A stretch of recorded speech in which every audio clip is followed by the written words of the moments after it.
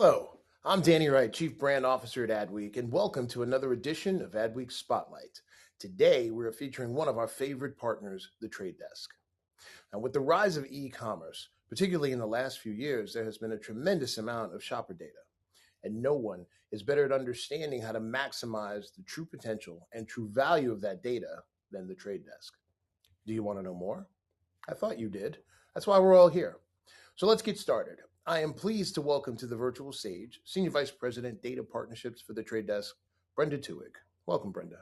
Hello, everybody. Thank you, Danny. Thank you, Adweek, for having us here today. I'm Brenda Tuig, and I head up global partnerships for the Trade Desk. And one of my main priorities is to work with retailers and brands and help retailers maximize the opportunity that we're all seeing presented to us with retail media today. I'm really excited to be here today to talk to you about the rise of retail media. And I'm going to be joined in a little bit here by our great partners from both Walgreens and Bayer. But first, I'm going to start by sharing some slides that represent some of the ways we're seeing retail media grow in the industry. And I want to take you through some of that information. Then I'll be followed by Luke Heigel from Walgreens, who will talk to you about some of the great ways in which Walgreens is taking advantage of the Trade Desk and the ways in which the retail media network is serving them at Walgreens. And after his presentation, he'll be joined by Ben Sylvan from the Trade Desk on my team, who will be leading a conversation with both Luke as well as Paul Gelb from Bayer. And the three of them will have a great discussion, I'm sure, about how Bayer, Walgreens, and the Trade Desk are all working together to maximize the opportunity we're seeing in retail. So with that, let's get started. So if we think back just 2 short years ago, boy, did the world look different. Most of us were shopping in stores for most of our purchases. Most of us had never heard of curbside pickup. And as a result, 80% of shopper marketing dollars were spent in physical stores activations. But as we all know, unfortunately, 2 years ago, life changed quite dramatically with the pandemic. And as a result, consumer behavior changed with it. In fact, in just a few short weeks, we saw consumer behavior change so dramatically that it likely would have taken years to see the same trends happen in the industry. We saw by the second quarter of 2020, over 84% of consumers making their purchases online for some goods. And it had moved much beyond what consumers were more tended to buy online, such as consumer electronics and books, to now we're seeing close to 40% of consumers making some of their grocery purchases online and having those delivered to them. And retailers, of course, took note and adjusted to make sure that their consumers could still have access to their products and services, and started investing even more heavily in e-commerce, as well as in new delivery mechanisms, such as what I just alluded to earlier, curbside pickup, which we've now come to be very familiar with when it comes to our favorite retailers and even some of our favorite restaurants. Fortunately, where we are today, the world has started to revert to a little bit more normal. And so with that, consumers have started to return to the stores and make some of their purchases in store. However, while brick and mortar is making a comeback, we don't expect that the trend and the change in behavior is going to fully revert to pre-COVID style. In fact, McKinsey did a study where they're estimating that close to 40% of households will continue to purchase some of their household goods online. And so the reality is we're going to see consumers continue to switch between online and in-store depending on their preference. And marketers need to adjust their strategies in order to truly meet that consumer where they are on their path to purchase, which no longer is a linear journey. So while all of these changes were happening in retail, the ad tech ecosystem has also been facing a lot of changes with the impending deprecation of the third-party cookie. As a result, marketers are looking for ways to make sure that they can continue to leverage data in a way that they've become familiar to deliver targeted ads and hold their media accountable through measurability, both of which the cookie was a great means for them to be able to do this. Now, with the cookie going away, marketers are looking for solutions that will help them continue these types of activations. So what we're seeing with the rise of e-commerce and the deprecation of the cookie has led, frankly, to the perfect recipe for the rise of retail media. Forrester predicts retail media will be close to a $50 billion industry this year. And we think that number might even be conservative when we hear some numbers coming out of the likes of Amazon, for example, saying that their media business was over $30 billion last year. So with e-commerce exploding, shopper marketers have really shifted those budgets into digital activations. And so while they're still spending some in-store and in print, a lot of their activations are now moving to the likes of sponsored search on retailers' e-commerce sites and looking for prospects across the open internet to find them wherever they may be. With the expected demise of the third-party cookie, brand marketers now, in addition to shopper marketers, are looking for ways to future-proof their activations. And what better way to do that than by looking to solutions that have consented, logged in consumers with data attached, and retailers sit in the perfect nexus of that ecosystem to be able to offer those solutions to brands and shopper marketers alike. To put a finer point on this, Trade Desk did our own research where we spoke to over 150 brand marketers in the US. We found some pretty interesting and compelling data that really supports this trend and these activations. In fact, over 3/4 of marketers say they plan to use retail sales data in their digital media activations this year. Close to half of those have seen retail media be effective at driving conversions. And really exciting is we're seeing close to 40% of brand marketers looking to use retail data to drive brand equity, really showing us that retail media and retail data has a role to play outside of shopper marketing in the brand ecosystem. So while this is all good news, there are some challenges at play. The retailers have been super excited to start launching, and we've seen so many great retailers come online with their own retail media networks. In fact, it's extending beyond grocery now into apparel and consumer electronics. However, with the rise of all of these retail media networks, it's like individual publishers being stood up, and we're hearing brands call it the rise of walled gardens. So a lot of fragmentation is at play here. And this fragmentation makes it very difficult for brand marketers to manage the frequency across their activations and make sure that they're not oversaturating their consumers with their message. And so for this reason, and to protect against that oversaturation, we're seeing brand marketers have to select just one or two retail media networks in order to make sure that that's not happening. In addition to the fragmentation challenge, we're also seeing a scale challenge as a reality when it comes to the retailers' owned and operated properties. So even for our largest mass retailers, we're seeing them report statistics that even they are only seeing 10 to 20% of their sales occur through e-commerce, which suggests that the consumer reach is really capped out on the retailer's website, especially when we think of categories like grocery. And since brands want to be able to target prospects and reach those consumers no matter where they are, the scale of the campaigns within a retailer's own property can be limiting. And so that's why it's essential for retailers to start to build data solutions into the open internet. For brands, this is tremendously valuable because they can scale their retail media investments by finding consumers no matter where they are. And that includes premium types of inventory, such as connected TV. On top of that, it allows them, as we mentioned a minute ago, allows them to future-proof those activations by finding solutions that help protect against the cookie deprecation, and it continues to hold their media accountable. Open internet retail media activations, probably the most important thing that it's a problem that it solves is it helps hold that media accountable and helps manage frequency across their activations. For retailers, the open internet helps extend the true benefit and the full potential of retail media beyond what they can achieve on their own.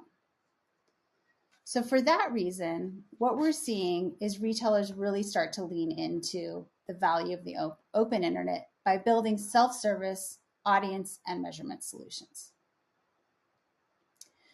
When done in tandem with offsite strategies, this really truly can create a virtuous cycle, which is on our next slide, for both retailers and brands, where retailers and brands can partner together with brands leaning into the open internet and retail data in the open internet for those upper funnel awareness and consideration campaigns, and leaning into the retailer's owned and operated properties for those lower funnel conversion campaigns.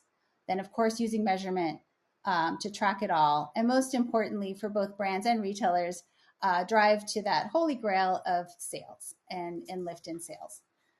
So with that, those are just some of our thoughts and what we've been seeing in the ecosystem. I wanted to share a short video where you can see how the Trade Desk is participating in this exciting landscape. With more shopper data at their disposal than ever, retailers have become key players in the digital advertising space. At The Trade Desk, we can help unleash the full value of that data. The world's biggest brands and media agencies rely on our platform to help them reach consumers across the entire internet, and they recognize the premium value of shopper data in helping them do that, which is why 80% of the biggest US retailers have already partnered with us. Want to be one of them? Visit thetradedesk.com to learn more. Great. Hope you enjoyed that. Now I'm pleased to welcome Luke Kygel, Vice President Media and Omnichannel Planning for Walgreens Advertising Group, to the stage to discuss the exciting solutions Walgreens has created to support advertisers in navigating the retail media landscape successfully. Over to you, Luke. I want to thank Adweek and the Trade Desk for having me, and thank you all for being here. As Brenda said, my name is Luke Kygel, and I lead media at Walgreens. I have responsibility for all of Walgreens media, as well as the Walgreens Advertising Group, which is the retail media business that we launched about a year and a half ago. And what I'm going to share with you today is the abridged version of a presentation that we have that just shares a little bit about our sort of view of the industry, and sort of building on some of what Brenda talked about, why we believe the role of the retailer is changing and changing dramatically as part of the overall media ecosystem. And it starts with a pretty simple hypothesis. The hypothesis is that the industry is poised for disruption, and that retailers are both a catalyst for the disruption, as well as part of shaping what will be this next phase of the industry. And I appreciate that the word disruption is a bit of a buzzword, but it just speaks to the notion that industry dynamics and sort of legacy relationships are evolving and changing. And in that evolution, there creates space for the retailer and the role of the retailer to change dramatically as part of the overall ecosystem. And we're starting to see that play out in the numbers. And Brenda talked about some of the growth in terms of spend. I think regardless, if you go to the next slide, regardless of what source you look at, the notion of growth in what the industry calls retail media is substantial. And that growth is coming, of course, there's an Amazon element to this, but the growth is coming both from an increase in interest and focus as an industry, and also the proliferation of retailers that are becoming media companies. And we've seen that category proliferate. We've seen it proliferate over the course of the past 18 months to 2 years. And of course, Walgreens, we are part of that. And we are very conscious of that. And we, of course, believe we have a very real and viable proposition and a real role to play in helping to shape the evolution of what this category brings. And you see many predicting that retail media will just continue to grow over the coming years. If you go to the next slide, I alluded to the changing nature of dynamics and relationships. And just to touch on a few of them here, you have the notion of more and more clients in-housing. In a bit, we'll be joined, obviously, in the panel by Paul, and Bayer has been very front and center at driving leadership in this space across the industry. But as more clients bring work in-house, the minute that happens, it just changes the nature of the relationship between the agency, the client, and the sell side community. And it's not good or bad. It's just different. And in that difference, there creates opportunity for the retailer to just have a different role and a different relationship. We also see the convergence of job functions. And this is a lot talked about, but it's really important because it changes the lens of prioritization. It changes decision rights. It changes how budgeting gets done, whether it be media converging with data and technology, marketing converging with customer experience, this notion of shopper and brand and national, and Brenda talked about it earlier. And we believe that we will see these two things converge together, because at the end of the day, marketing exists to create demand by delivering great experiences to consumers. And the last time I checked, a shopper was a person and a person was a shopper. So this notion of there's a shopper strategy and then a national and brand strategy. Over time, we'll start to see these things converge, and that will also have a material effect. And we see, again, the role of the retailer will be prominent within that evolution. And then Brenda talked about this, so I won't spend a lot of time on it, but the privacy landscape is complicated. There's uncertainty in it. We know cookie deprecation is coming, and the role of retailer, and not just retailer, but any business that has scale of direct customer relationships has the ability to deliver personalization still at scale without a lot of reliance on third-party cookies. And retailers, and certainly ourselves at Walgreens, that is a value that we can bring to our brand partners. If you go to the next slide, we also see the notion of there's a need for omni-channel solutions to meet consumers where they are, and intensified scrutiny on the ROI of every dollar that's placed. And this is another area where retailers have this in their DNA and they can offer it. And COVID was just an accelerant of some of these trends that were already happening. But we see this play out where, because of the direct customer relationships, retailers can offer precision targeting at scale, optimization, closed loop reporting, and the ability to deliver stronger ROIs. And we'll touch on that a little bit further as we get into now talking about some of what we're doing as Walgreens Advertising Group. As Walgreens Advertising Group, we are anchored in the direct relationship we have as Walgreens with over 97 million customers and patients through the My Walgreens program, which was relaunched about a year and a half ago. So in a year and a half, if folks might recall, the Legacy Balance Rewards program, which was retired, and My Walgreens as an engagement platform was launched. We've refreshed that direct relationship with almost 97.9 million as of this morning, with almost 98 million people. And then we have the ability through technology to effectively reach those people, not just on our platforms, but across 20 different digital platforms, inclusive of what we're going to talk about a little bit more in a minute, of the partnership that we have with the Trade Desk. And when you can be more precise in your targeting, when you've got a relationship that's based on a person and not a cookie, and you know who they are, and you know what they're purchasing, and you know what their interests are, then it stands to logic that you will see performance. And overall, we see about a little greater than a 6-to-1 return on ad spend. And we're newer at doing incrementality, but where we have done incremental sales lists with third-party support from IRI, on average, we're seeing about 19% incremental lift from campaigns that we have activated. And the approach for Walgreens Advertising Group is, in part, what we believe is a differentiator. Now, being super transparent, many retail media businesses come at it by starting with their owned and operated and monetizing their site and then branching out from there. We actually came at it the opposite way.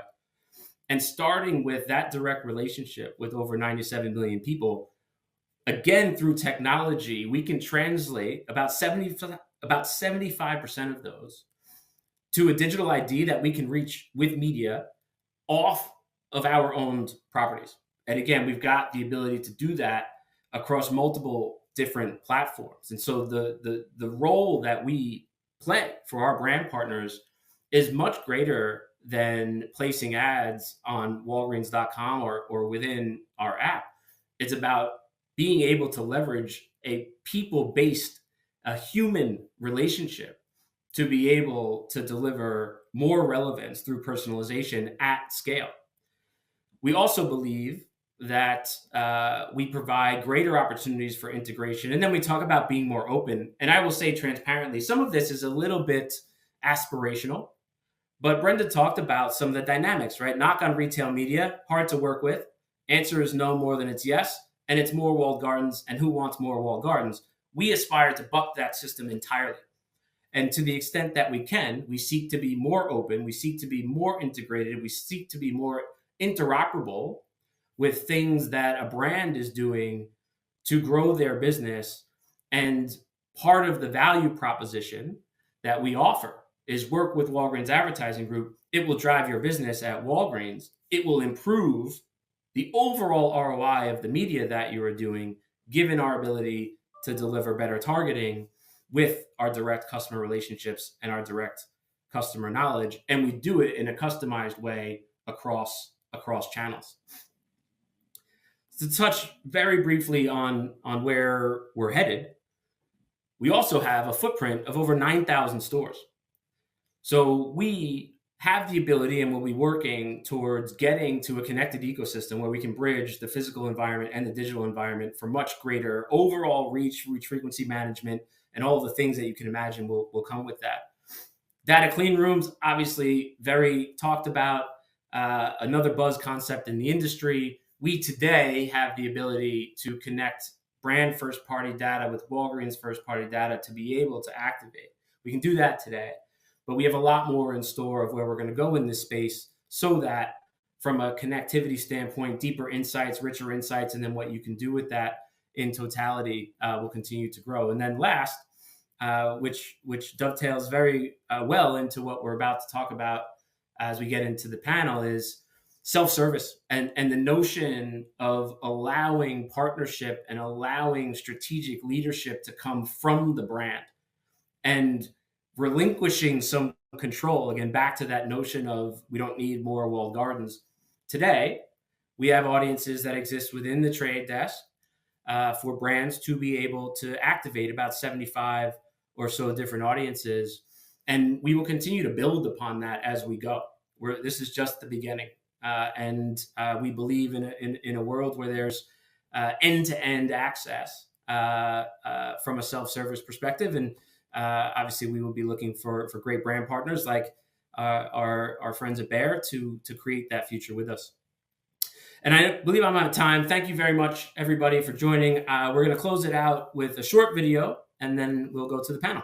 Thank you very much. For 120 years, Walgreens has been building deep bonds and improving the well-being of our customers and patients. Today, Walgreens Advertising Group is deepening those bonds and helping its suppliers meet those customers whenever and wherever through an advertising ecosystem that's more human, more integrated, and more open.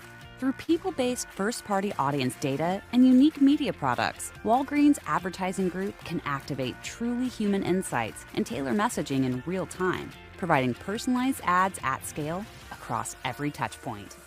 Our platform gets smarter and more personal with every engagement, elevating performance and growth for our partners, and a deeper, more joyful connection with your customers. Tightly integrated.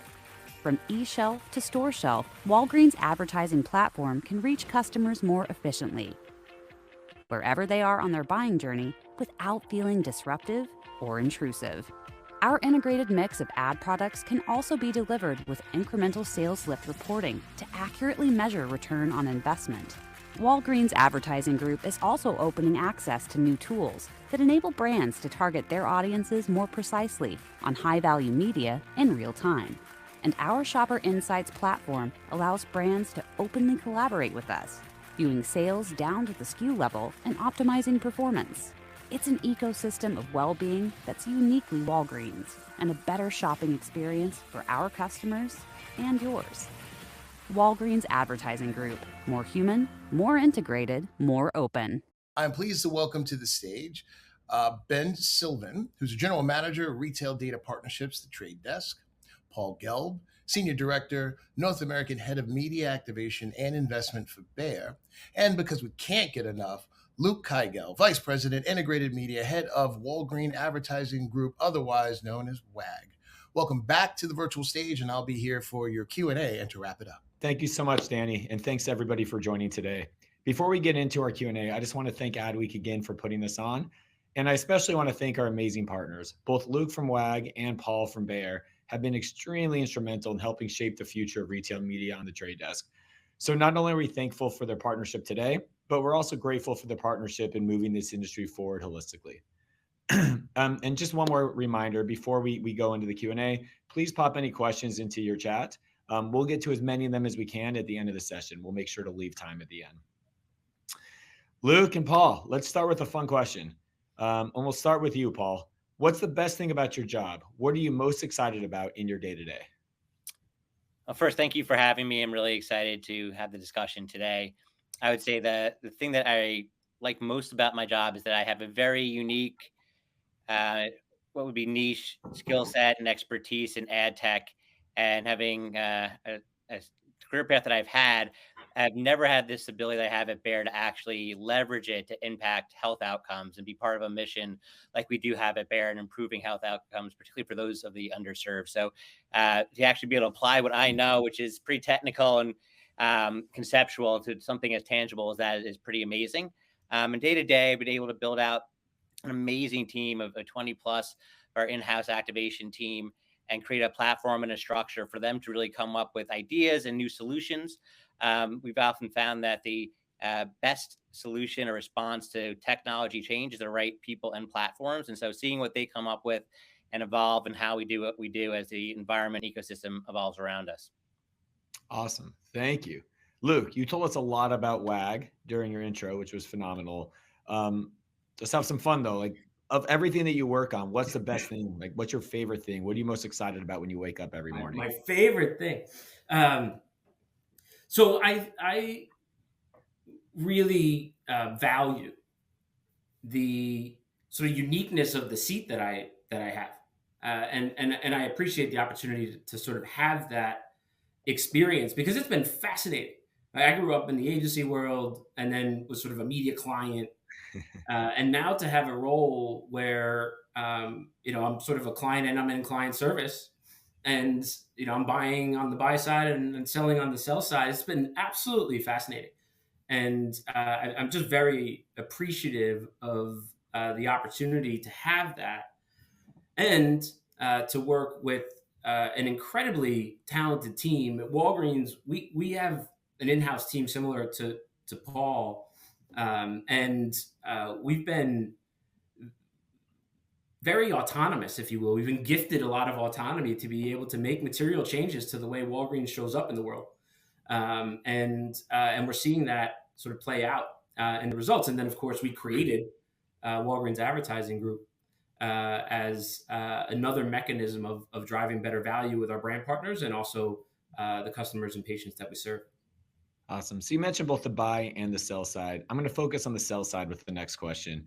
So as the fearless leader of WAG, of that Walgreens Advertising Group, I'm sure you've heard a lot of amazing market feedback in the past year and a half.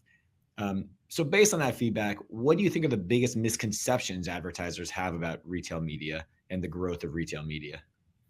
Yeah, the first is a little what I alluded to. To me, the biggest misconception is that retail media is running search ads or display ads on a retailer's site. And I appreciate that tactically, that is certainly part of it. But we think just so much more broadly about the role of retail in the media ecosystem in totality, which I think is maybe the second misconception, if I can sneak a second one in, Yeah, please do. Is retail media is an extension of shopper marketing. And that's why I speak as frequently as I do about those sort of legacy silos and artificial creations around job functions, if you will, that are not necessarily in the best interest of delivering great experiences to consumers. While we see those things will start to break down, and the retailer still has a role to play in that, even though it isn't quote unquote shopper marketing. Yeah, I think that's a great point. And I think the first point you made about retail media is not just on-site inventory. It's not just search and sponsored posts. I think it's really important. And I think it kind of is a nice segue to the next question for Paul, right? So I'm not sure if you've heard, but third-party cookies have a short shelf life, kind of a big deal for somebody in your role. And so in your mind, how should advertisers be thinking about finding and targeting their audiences, especially through the lens of what Luke said, where retail media is much more than just on-site inventory. It could be a lot more, and it could really potentially help solve a lot of the challenges we're having with third-party cookies. And so I've probably been asked about what's going to happen after the death of the third-party cookie since 2012. So I am that old, and every year I had the same answer, that it does not mean that you can't buy audiences. It does not mean that you can't buy audiences at scale that are strong signals. In most of the industries and categories that I've been in, the business margin and price point that you have does not support weaker signals in targeting, like contextual or even online behavior, and really more meaningful signals like the ones that Walgreens would have access to and about their customers and shoppers are really important. And those things, we have not seen a fall off in what we can do, even with Safari and Apple and a lot of other places for identity going away. And that's because, again, I think it's having the right partners, like the Trade Desk and their independence, ability to integrate with key data partners and measurement partners, and having the right team to be able to stay dynamic and understand all the different ways technically that you're going to have to change the way you find these audiences and define them and scale them on a monthly, yearly basis. And so one of the ways that we look at it differently is that it's really going to be about a disappearance of focusing on deterministic data. When you have privacy requirements, we all want to align with those. That means that the amount of people you could specifically say are in a certain audience is going to be smaller. And so I think there's a misconception that means that you need to focus more on deterministic. It actually means you have to have the right data set source or seed and the right partners to do probabilistic and model lookalikes off of that. And the great news is that when you invest in that sort of approach, is that you find a lot of people that you didn't know were actually in the market and could benefit from your products because they look alike people that we actually do have that strong signal, and you wind up getting more reach and penetration and scale and solve a lot of really important problems for your customers. Yeah, love it. I want to continue circling around this because I think this is a really important point. So Luke, based on what you've done to launch, grow, differentiate WAG, how do you think retail media networks fit into the media landscape? As you said earlier, it's not just on site. And as Paul just alluded to, there's a lot of solutions we need to bring to market for modeling buyers and prospective buyers. So what are your thoughts? Yeah, I could talk for a long time about this because part of what confounds people is that the industry puts things in buckets and people aren't sure what to do with retail media, right? Like the agencies have created retail media practices. The consultancies have created retail media support practices. There's a whole industry that's popping up around sort of retail media enablement, but the industry doesn't quite know what to do with it. And that is, I believe, rooted in that dynamic of, is it shopper, is it not? And part of it is, I think that this evolved role of the retailer in the media ecosystem is just not sort of built for the way the ecosystem has been built for the past 50 years. And so, I believe, I don't have a crystal ball, right? So I can't say, here's how it's going to look 5 years from now, but it will look materially different than it does today. And what is considered this subset of media, where now you've got here's what you're doing with Facebook, and here's what you're doing with Google, and here's what you're doing with everybody else, and here's what you're doing with retailers. That dynamic will evolve, and the role of the retailer and working in partnership with folks like the Trade Desk then becomes much more sort of ubiquitous in how to deliver great experiences for consumers and stronger overall ROI based on leveraging the direct relationships that the retailers have. Yeah, for sure. Media is going to look much different in 5 years than it does today. in a lot of different ways. But what advancements specifically to you, Luke, within data and within measurement are most interesting to you and your team at WAG? Oh, I think the connectivity and the ability to have a direct relationships, translate that into something that can be communicated into an experience, and having that be meaningful. Like, it's all based on a value exchange with the customer or patient. And if we're not delivering against that value exchange, both on the publisher side and on the retailer side, on the Walgreens side, then we're going to hear about it. What is a now vast first-party data asset will shrink materially, and our ability to deliver great experiences will also be impacted. So as long as we're delivering on that value exchange, that connectivity and the ability to connect a physical experience with a digital experience and do so at scale is call me an industry nerd, but I think it's pretty cool. I do too. Paul, coming from the buy side, what advancements within data and measurement specifically are most interesting to you and in your team?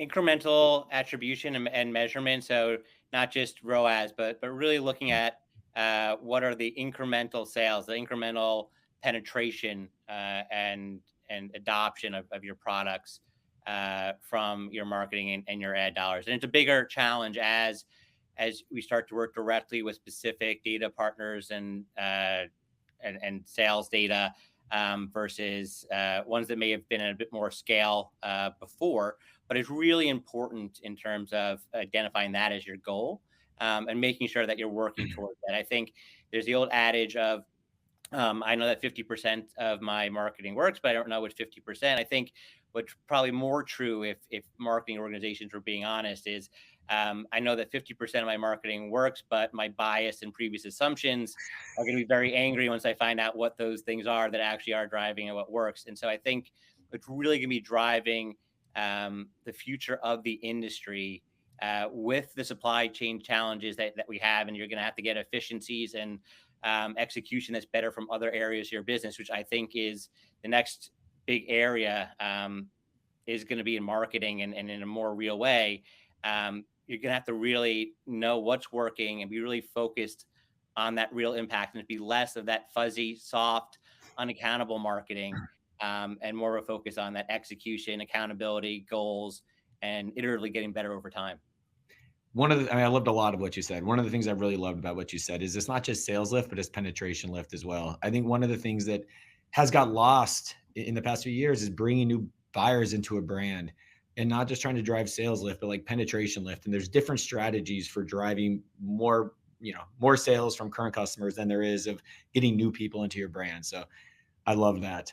I think, Luke, what's the power of retail media? How can that help advertisers, especially when it comes to both sales lift, but also penetration lift and bringing new buyers into a brand? Like, just talk to us about the power of retail media and how that can parlay and sort of help brands like Paul's brand. Yeah, I mean, this is where I think that the notion of like, what is retail media? Retail media is media. And again, I think much as fast as the category has been introduced as this thing over here that's called retail media, it will hopefully just as fast become just part of the ecosystem. And we won't say retail media anymore because it'll just be part of media. The direct answer to your question is, because of the direct relationship, it all starts, again, with that value exchange and the direct relationships, assuming you have it at scale. And as Walgreens, given our footprint of over 9,000 stores and our direct relationship with over 97 million customers, the ability to understand who they are. And again, it's based on a human relationship, not based on a model. It's not based on a cookie. It's not based on a I think. It's based on a I know. Then what we can do in partnership with Paul and his team, for example, is deliver more certainty that the person that they're reaching with a Claritin ad is in fact an allergy sufferer, not I think it is. And in that ecosystem of deliver the ad, And obviously there's a cost component to that. And that's like, we have to get that sort of at the right price piece. But there's a virtuous circle in that better targeting, more relevance, and sorry, I just got an error message. Hopefully I didn't lose you guys. We hear you. I just conked out, I think, of the picture, didn't I? You did, but we can hear you. Yeah. Okay. There. Oh, you're back live. But the point being, more relevancy, better targeting at the right cost will drive ROI, and that is for the business, for the brand, not just from, again, like a myopic shopper marketing lens. Cool. Yeah, I think it's a really, really good point. And for us, the definition probably of retail media and difference between shopper or trade, it was before, is that it's really about an offering that in and of itself, from a media perspective, provides media benefit and return, and is a viable media offering comparable to what you would have gotten from a media tech giant before. And you're investing in it not just because you sell through that partner, but because that media is a valuable offering for you as a marketer. Yeah, you're adding value to the ecosystem, right? It's becoming a true value add to how you're buying, how you're measuring media. Yeah. I think about how many proxies have been used in our industry over the years. And I lost the camera again, but hopefully you can hear me. We hear you. Yep. Those proxies are ways to get at business impact. And what Paul was highlighting, from penetration to incrementality, I mean, those are critical things for the business. And what retail and retail media potentially offer, again, at scale, is the less reliance on proxies, because you actually have the transaction. Yeah. I mean, one of the things we talk a lot about is measurement is a huge value add that retailers can bring to the ecosystem, even if you're not necessarily reaching buyers from a specific retailer, but being able to take all of your media buys and all the tactics and understand which one is driving sales, which one is actually leading incrementality, which one's finding new buyers. And there's a lot of ways, to your point, Luke, it's not just retail media. It's how do we just become part of the ecosystem? And getting into sort of the weeds. Paul, can you talk us through a little bit about just how you are as an organization partnering with WAG, how you're partnering with Trade Desk, and how the three of us are kind of coming together to help you leverage WAG solutions? Absolutely. And it may sound cliche, but I think it's an important way to view things, that there's always going to be a crawl, walk, run. I think right now is making sure that we have all the right people in the room, are transparent, are providing amazing feedback throughout, and just really figuring out the execution operations of it, of how much we can scale, of which audiences to work, how to manage this, and do it in a way now that is not just throwing money over the wall and it gets done, but really having the same setup that we do from a self-serve Trade Desk platform, how we've been buying and used to it with our setup there, but now integrating a key partner, a key data set, key audience and insights into what we do. And step one is just, can we deliver? How much can we deliver? How does it work? What process, just the setup and the day-to-day. And then it will come into more advanced of optimizations, what's working, what's not, what do we need to adjust and tweak in how we execute. But again, the early work in figuring out how to define it and having key great partners on each side of it is really important. And we think we're fortunate to have both sides of this. Even if you look at the Netflix earnings, one of the things that was really nice for me is that CEOs had said that media has changed so much from a media provider. There are now all these technologies and marketers that do the fancy things for targeting and audience, and you just have to provide that sort of inventory. And so that's why I think it's so important for retailers like Walgreens to partner with the Trade Desk to really have that full offering for us to be able to figure out and execute in which a more technically complex ecosystem that we have today. Yeah, you touched on this at the intro, but can you talk to us a little bit about how Bayer's changing the way you've structured your teams internally to support these new strategies and these new tactics, such as retail and just cookie lists, and just what you're doing organizationally to be so successful when it comes to media buying, especially programmatically? So I'm fortunate to work at Bayer, which has a long history and a culture of science and data and intellectual curiosity. So even before we had formal changes to our structure to really ramp up and address retail media, I was already constantly talking to, learning from, and engaging our sales team and our commercial strategy team, and learning about each and every one of our retailer customers, and the fundamentals of our business on that commercial sales side of things, and making them conversant in media. So we really had hit the ground running already. The way that we're set up is we have an in-house activation team that is more of a centralized function. And so we do have teams that run media across Biddable, which would be your social and search platforms. We have one for more of our national programmatic today. But we also have a focus on retail media partners. The reason why we break that out today is because it is new, and there are so many internal connections and stakeholders and nuances that we want to make sure that we get right. And so that way we always break it out and have a focus on it before we could then decentralize it and scale it. But we work closely with each one of our major retailer sales leads. We have omni-channel and commercial strategy that connects us with the larger business and stakeholders on each of those groups. But that's really our approach, is over communication, a clear focus, specialist org to really define it, and then to just be able to continue to test and learn and figure out along the way with good partners. Awesome. So Luke's camera's not working, but he's still with us. As long as you can hear me, Ben. We can hear you perfectly. Yeah. Nobody needs to see me anyway. Good. So I just got a note that we're getting a lot of questions. So I'm going to end it with one more question to you guys, and I'm going to turn it over to the user submitted questions. So Luke, we'll start with you. What do you think will be the greatest changes in the media space 1 year from now, both media or retail media, as well as 5 years from now? Oh, I think pretty consistent with what we're saying. I think that what has been a lot of proxy measurement will become truer measurement. And I think we'll see retail media again. Hopefully we stop using the term in a couple of years. I get why we use it now, but I think we'll see retailers in general have a very real sort of carved out space in the ecosystem that is, call it semi-permanent, since the industry evolves so dramatically. But where people spend their time, and also obviously the dollars, I think we'll see retail have a much bigger role in that, and that space of shopper and brand national. I think we'll see more convergence, as I said earlier. Awesome.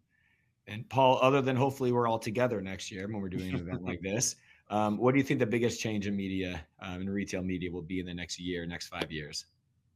I would say there'll be two main things. I'm not sure actually which will be in 1 year, which will be in 5 years. I think one may happen faster than the other, but we'll see. The first thing is, what was interesting is before Netflix, Disney had come out and talked about adding an advertising option to its previous paid only.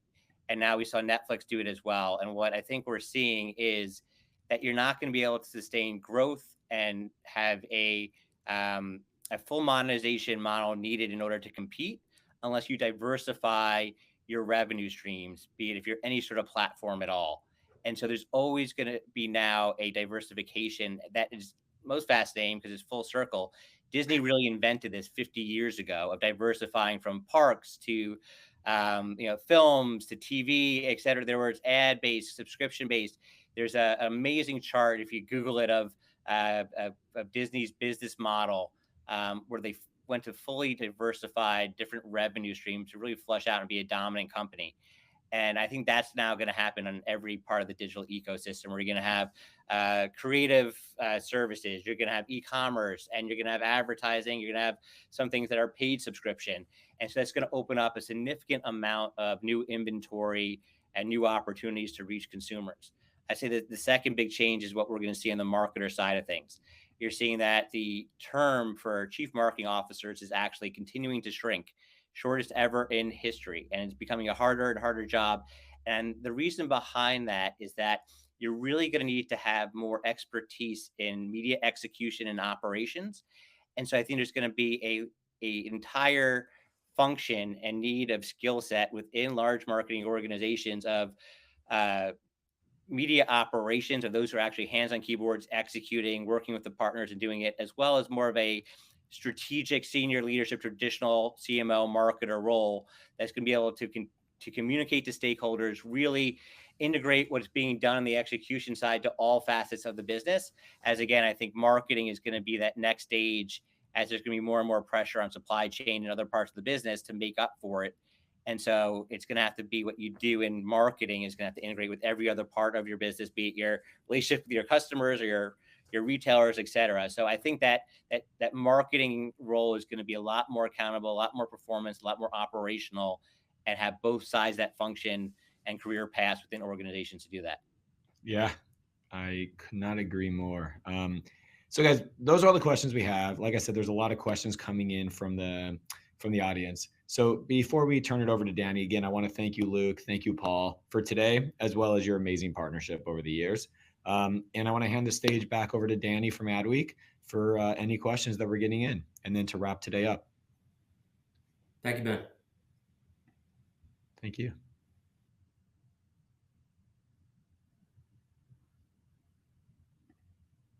Maybe I will do the questions. I don't think Danny. No, buddy, here I am.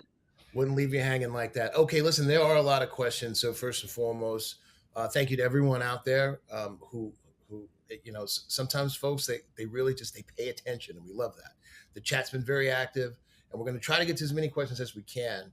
We're going to, these questions can be upvoted, which is kind of cool. So we're going to start with the top two, actually come from the same person. So Matt Mudra. This one, I guess, is going to, I guess this one is for you. What are the main reasons why you would work with a DSP like the Trade Desk versus going directly to each retail network directly? So I guess, Paul, we'll start with you. There's a lot more control and the ability to really execute media more effectively.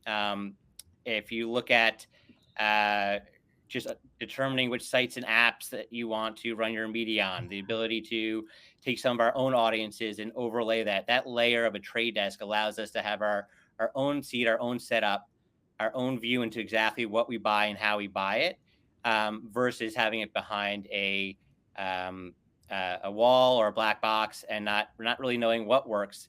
And in today's world, your competitive advantage can be increasingly tied to how well you execute your media. And the thing about buying in marketplaces is that not everyone pays the same price. Not everyone does it the same way off the shelf.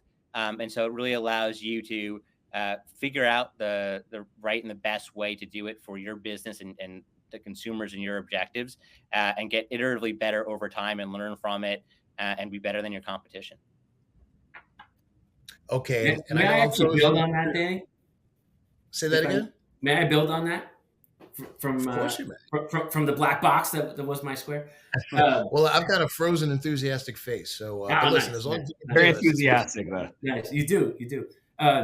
So just one of the things I think that's unique in the partnership that exists between the Trade Desk and Bear and Walgreens is we're actually working to make our audiences available on Bear's seat at the Trade Desk. We didn't create a separate environment where they had to go. So back to we're trying to be easier to work with. We're trying to be more open. We're trying to fit into the way that Bear wants to operate. If Bear wanted to operate in a managed service capacity, we got that too. But we're trying to meet needs of clients based on what it is they want, and then give them choice of what channels they want to run in. So we're trying to also be, while we are protective of our relationships, of course, and our customer data, of course, hugely, hugely important. Within that framework, though, giving freedom to the brand and to the client to be able to determine what channels they want to activate in and not put too many restrictions and guardrails on it. Yeah, I think the way that we look at it is every channel, the performance and the results that we get, there's both what the channel's potential and capability is, and then what we did with our execution and that sort of accountability there. And ideally, you want to get your execution as close to the ceiling of that potential. And so just having it this way, it allows us to be participants in the execution, and it's a back and forth with Walgreens and with the trade desk. But we spent the past 4 years literally learning a lot of stuff that's going to be applicable going into this relationship. And by them allowing us to use our seat and our setup, we can leverage that today and get closer and closer to the ceiling of the potential for this partnership. Okay, well, let's throw in a Ben then. This one is from Sukamai Rana. Do you offer reach extension, or parenthetically, leveraging other advertising channels to provide one-stop campaign experience? Yes, there was a lot in that question. I think I'm tracking. So before we get into the reach extension, I want to just touch on that second part about different channels. I think what Luke said is really important because partners like the Walgreens are enabling audiences and measurement to be used the way that advertisers at times want, right? Sometimes they won't, sometimes they will. But in the case of Bayer, they want to be hands on keyboard. They want to holistically plan all of their campaigns, whether they're retail campaigns or not retail campaigns, for holistic reach and frequency management and just holistic campaign management across the board. Because there are audiences in our platform, and because retail data is keyed off of authenticated, consent-driven consumers based on email, you're able to reach those audiences anywhere you would reach data on the trade desk, right? So we can convert those into cookies and reach people on third-party cookies as long as we'll be allowed to. But we can also reach those buyers or those prospects on connected TV because of the authentication. We can reach them across digital out of home, across audio, across mobile. And so that second part of the question was, around like omni-channel reach. We can definitely do that through the model that teams like, WAG have been able to enable. The first question about audience extension, there's two ways to answer that. And that's why I stopped with that. The first is going back to the identity layer. When we receive, when there's data that's keyed off of emails, we have the ability to stitch those emails through partners of ours or through our own identity graph to biddable IDs. So we're not just taking their email-based audiences. In fact, we don't even touch email on our platform, but we're able to convert those into a bunch of other biddable IDs. So we can extend the audience from one touch point, so one email, to 5 cookies and a bunch of mobile ad IDs and such, so that we can achieve that reach that they were asking about. The other piece too is we can also lookalike model. I think with WAG, it's not necessary. WAG it's large, as Luke said, right? I think they have an amazing stat that 80% of the US lives within 5 miles of a Walgreens. That blew my mind. But not all retailers have that scale. So we can take a seed audience and grow it out, through a lookalike model as well. That's a capability of ours. But we look at a partner like WAG as we don't have to do that because they have such vast audience solutions. Well, and we may have lost WAG, unfortunately, but let's try this question out. Let's see if the three of us, really the two of you, can answer it. This one is from Matt Hallett. As a retailer, thank you, Matt, for the question. As a retailer, what technologies are you using? Considering to ensure the first-party data feeding into the retail media network is accurate and updated in a timely manner across on and offline sources? Paul, you want to go? You want me to?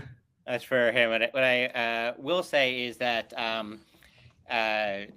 we definitely see the Trade Desk solution in terms of identity and their UID investment and focus has been key for us. And the feedback that we're hearing from publishers at various parts of the ecosystem, and as well as OpenPath, which is part of their direct integration with publishers, is being really well received, both in terms of just the enormous amount of demand that they've been able to scale up with advertisers, the amount of service and support that they deliver that we've been used to and extremely value. I think on the publisher side of the ecosystem and various other players are getting to see a bit of that now. And it's causing, I think, a lot of excitement and adoption and focus on their identity solution, which is really important to us, and being able to match the identities in a privacy compliant way of a shopper at Walgreens on various different media channels and environments. That's the other part of scale. is not just what the Walgreens data that they have, but the ability then to match those and find those people in a privacy compliant way where we could then identify them and serve them that ad or that message that would be most relevant to them. Yep. Okay, and I think we have Luke back. Welcome back. But let's try another question. So from, okay, bear with me, Sudi. Karuthadile. Sudi Karuthadile. Did my best. With the rise of retail media, in conversations and surveys with marketers, do you have data on the shift in ad dollars from other channels, such as search, social media, towards retail media? Yeah. And that's Paul, I'm sure you exactly. I'm sure you're seeing Paul, a lot of that. Please chime in as a marketer, as a brand marketer. What we're hearing from a lot of our partners is it's not really a shift. It's net new spend, right? It's a new tactic that's going to digital. It may be taking from more analog, so print or in store, but a lot of shopper dollars are now going to digital. So it's not necessarily stealing share from other channels like search or social. It really is. It's an and quite honestly, that and sometimes does go to retail and search or retail and social as well. So what we're seeing in that research that she's referencing is that 74% of brands are saying they now have dedicated budgets for retail media networks, and they're now the fifth largest tactic in terms of budget allocation behind digital video, paid social, digital display, and paid search. So it's becoming a net new line item that's not really stealing share from others in our experience. But Paul lives this, and he may be saying I'm full of it. No. There's definitely growth. So with attribution and the ability to optimize media with the self-serve tools that you have, you're getting a lot more for those media dollars, and you're able to iteratively get it at a better cost and a better outcome and performance, whatever your objective or metric may be. And so that can be reinvested because your cost per is growing. I'd say that the ceiling then becomes how much product you can sell or how much sales you could ramp. And so we're seeing a lot of media budget growth, and that's in the numbers widely reported, eMarketer, et cetera. More and more dollars go into advertising because you're able to, every single cycle of measurement you get back, have that feedback loop and get better and better at it over time. There is a bit of a shift in terms of there's probably some shopper marketing tactics that are not as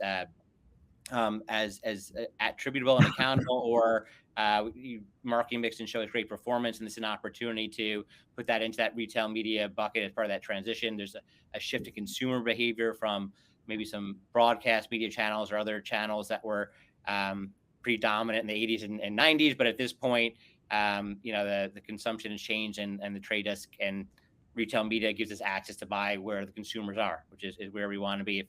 If any of our customers or their consumers are investing in the most valuable thing, which is most limited time, then it's a good environment for us to be in and engage with them. Okay, well, that's well said. Luke, do we still have you? I'll give you the final word on who you got in the World Series. You do. As long as you can hear me, I'm here. We joked in the green room about the Yankees. Final word on the World Series? Mets, man. There you go. All right, listen, I want to thank all of you today for joining us. That was a really enlightening conversation. Obviously, the future of retail media is very bright, and this triumvirate, this combination here is emblematic of what happens when a powerhouse retailer, a powerhouse brand get together with a powerhouse technology solution provider that can solve solutions end to end at all points all the way through. So it's really enlightening to see this, and thank you so much for the conversation. Thank the people that joined us today, because you did exactly what we wanted you to do. You were very active. We tried to get to all the questions, but we had just enough time, which means we're just going to have to invite these folks back so we can get to more of your questions next time. So we really hope to see each of you on an Adweek stage, either virtual or ideally in real life, really soon. And on behalf of everyone here at Adweek, thank you so much for joining us today. And we hope today's program found you happy and healthy. And we'll see you again real soon. Have a great one.